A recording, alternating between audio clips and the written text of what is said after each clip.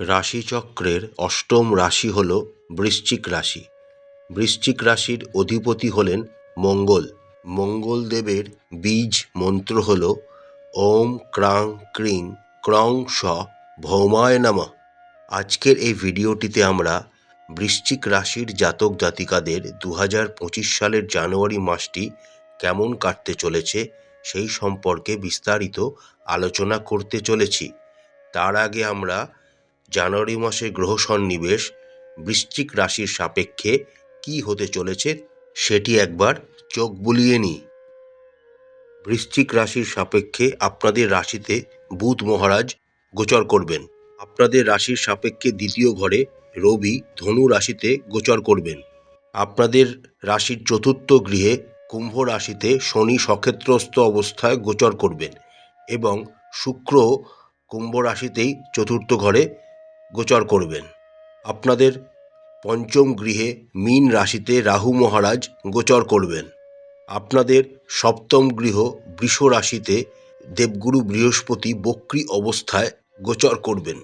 রাশি অধিপতি মঙ্গল আপনাদের নবম গৃহ কর্কট রাশিতে নিচস্থ ও বক্রী অবস্থায় গোচর করবেন। বৃশ্চিক রাশির সাপেক্ষে আপনাদের একাদশ ঘরে কেতু মহারাজ গোচর করবেন। 5ই জানুয়ারি বুধ বৃশ্চিক রাশি থেকে বেরিয়ে যাবেন এবং ধনু রাশিতে গোচর শুরু করবেন। 15ই জানুয়ারি থেকে রবি মকর রাশিতে গোচর শুরু করবেন। 22শে জানুয়ারি থেকে রাশি অধিপতি মঙ্গল বক্রী অবস্থায় মিথুন রাশিতে বৃশ্চিক রাশির অষ্টম ঘরে গোচর শুরু করবেন। 25শে জানুয়ারি বুধ ধনু রাশি থেকে বেরিয়ে মকর রাশিতে গোচর শুরু করবেন এবং 29শে জানুয়ারি শুক্র কুম্ভ রাশি থেকে বেরিয়ে আপনাদের পঞ্চম ঘর মীন রাশিতে উচ্চস্থ অবস্থায় গোচর শুরু করবেন। এবার আমরা দেখে নিই জানুয়ারি মাসটিতে বৃশ্চিক রাশির জাতক জাতিকাদের জীবনে কি কি ফলাফল নিয়ে আসতে চলেছে। কর্মক্ষেত্রের দিক থেকে আগামী জানুয়ারি মাসটি বৃশ্চিক রাশির জাতক জাতিকাদের মধ্যম প্রকৃতির যেতে চলেছে। চতুর্থ ঘরে শনি মহারাজ আপনাদের উপস্থিত থাকবেন সারা জানুয়ারি মাস জুড়েই। যদিও তিনি নিজের ঘরেই উপস্থিত রয়েছেন, কিন্তু আপনাদের ধাইয়ার শেষ চরণ চলছে, তাই এই সময় আপনারা কর্মক্ষেত্রে অনেক বাধা বিপত্তির সম্মুখীন হতে চলেছেন। কর্মে আপনাদের অসন্তুষ্টি বাড়তে পারে এবং এই সময় আপনারা নতুন কোনো কর্ম যোগদান করারও চেষ্টা করতে পারেন পুরনো কর্মকে ছেড়ে। মাসের প্রথম দিকটা দুর্বলভাবে শুরু হলেও জানুয়ারি মাসের দ্বিতীয়ার্ধে যখন রবি আপনাদের তৃতীয় ঘরে গোচর করে যাবেন, তখন আপনারা আবার কর্মজীবনের ভেতর আনন্দ খুঁজে পাবেন এবং সন্তুষ্টি খুঁজে পাবেন। যদিও পরিস্থিতি কিন্তু চ্যালেঞ্জিং থাকবেই, কিন্তু সেই চ্যালেঞ্জকে আপনারা অ্যাকসেপ্ট করে তাকে জিতে আপনাদের কলিগদের কাছে এবং আপনাদের বসেদের কাছে নিজের একটা জায়গা তৈরি করতে পারবেন। যে সমস্ত বৃশ্চিক রাশির জাতক জাতিকারা ব্যবসার সাথে যুক্ত রয়েছে, আপনাদের সপ্তম ঘরে দেবগুরু বৃহস্পতি গোচর করলেও যেহেতু আপনাদের পঞ্চম গৃহে রাহু মহারাজ গোচর করছেন এবং চতুর্থ গৃহে শনি মহারাজ গোচর করছেন, তাই আপনাদের ব্যবসায় মুনাফা কিন্তু লাভ করতে গেলে যথেষ্ট অনিশ্চয়তা দেখা যাচ্ছে। আপনাদের ব্যবসাকে অগ্রগতি প্রদানের জন্য কিছু কৌশলগত পরিবর্তন করতে হবে, তবেই আপনারা আপনাদের ব্যবসাকে আবার আগের জায়গায় নিয়ে যেতে পারবেন এবং ভালো মুনাফা অর্জন করতে পারবেন। যদিও বৃশ্চিক রাশির জাতক জাতিকারা যারা ব্যবসাদার রয়েছেন, তাদের সপ্তম ঘরে দেবগুরু বৃহস্পতি এবং একাদশ ঘরের কেতুর অবস্থান আপনাদের অনেকটা হেল্প করবে ব্যবসায় সাফল্য অর্জনের জন্য, কিন্তু তাও আপনাদেরকে কৌশলগত কিছু পরিবর্তন, কিছু প্ল্যানিং করতে হবে নিজের ব্যবসা থেকে আরও বেশি ভালো করে মুনাফা অর্জনের জন্য। অর্থনৈতিক দিকটির কথা বলতে গেলে আগামী জানুয়ারি মাস বৃশ্চিক রাশির জাতক জাতিকাদের ভালোই হতে চলেছে। বৃশ্চিক রাশির সাপেক্ষে আপনাদের দ্বিতীয় ঘরের অধিপতি এবং পঞ্চম ঘরের অধিপতি দেবগুরু বৃহস্পতি। বর্তমানে দেবগুরু বৃহস্পতি আপনাদের সপ্তম ঘর বৃষ রাশিতে বক্রী অবস্থায় গোচর করছেন। সুতরাং দেবগুরু বৃহস্পতির আশীর্বাদ আপনাদের সাথে থাকার জন্য অর্থের প্রবাহ আপনাদের জীবনে মসৃণ থাকবে। অর্থের জন্য আপনাদের কোনো প্রবলেম ফেস করতে হবে না। এই সময় বৃশ্চিক রাশির জাতক জাতিকারা ট্রেডিং অর্থাৎ স্টক মার্কেটে ইনভেস্টমেন্ট বা কোনো রকম গ্যাম্বলিংয়ের মাধ্যমেও কিছু ভালো অর্থ রোজগার করার যোগ দেখা যাচ্ছে। বর্তমানে বৃশ্চিক রাশির সাপেক্ষে আপনাদের একাদশ ঘরে কেতু মহারাজ গোচর করছেন। এর ফলে আপনারা অপ্রত্যাশিত কিছু অর্থ লাভও আপনাদের জীবনে ঘটতে পারে। যে সমস্ত বৃশ্চিক রাশির জাতক জাতিকারা বড় কোনো অর্থনৈতিক ইনভেস্টমেন্ট করতে চাইছেন তাদের জন্য এই সময়টি আদর্শ। এই সময় আপনারা যদি কোনো বড় ইনভেস্টমেন্ট করতে পারেন তাহলে ভবিষ্যতে আপনারা সেখান থেকে ভালো মুনাফা অর্জনও করতে পারবেন। তবে 22শে জানুয়ারির পর যখন মঙ্গল, যিনি আপনাদের রাশি অধিপতি, বক্রী অবস্থায় আপনাদের অষ্টম ঘর মিথুন রাশিতে গোচর করতে শুরু করবেন, তখন আপনাদের নিজেদের স্বাস্থ্যের জন্য কিছু অর্থ ব্যয় হতে পারে। স্বাস্থ্যের কথা বলতে গেলে আগামী জানুয়ারি মাস বৃশ্চিক রাশির জাতক জাতিকাদের বেশ ভালোই থাকবে। দেবগুরু বৃহস্পতি সপ্তম ঘরে অবস্থান আপনাদের স্বাস্থ্যকে আরও উন্নত করবে। আপনাদের আত্মবিশ্বাস এতে অনেকাংশে বৃদ্ধি পাবে।